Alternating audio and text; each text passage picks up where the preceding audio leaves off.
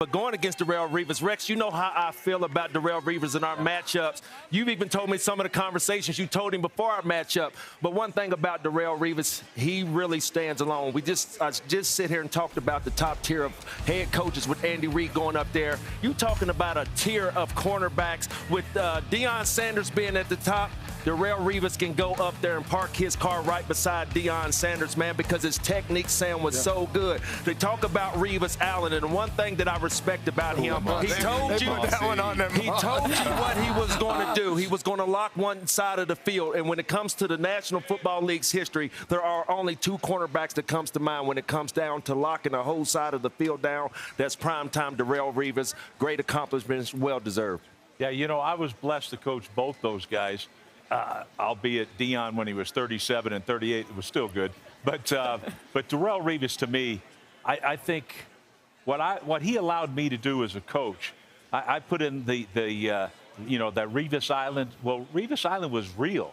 And what I would do was say, you know what, Darrelle, I'm going to put you on their best player, and I'm going to lock it down. I'm going to roll my coverage away from you.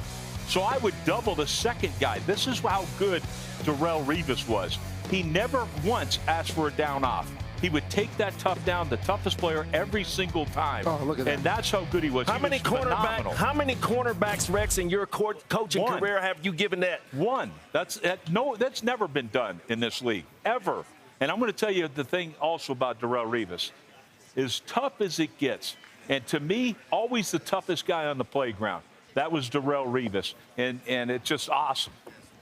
I couldn't agree with you more, Coach. I mean, we come from Aliquippa. You know, that's where a lot of tough, great Mike Ditka and so many wonderful Tony Dorsett, so many great players coming from that city.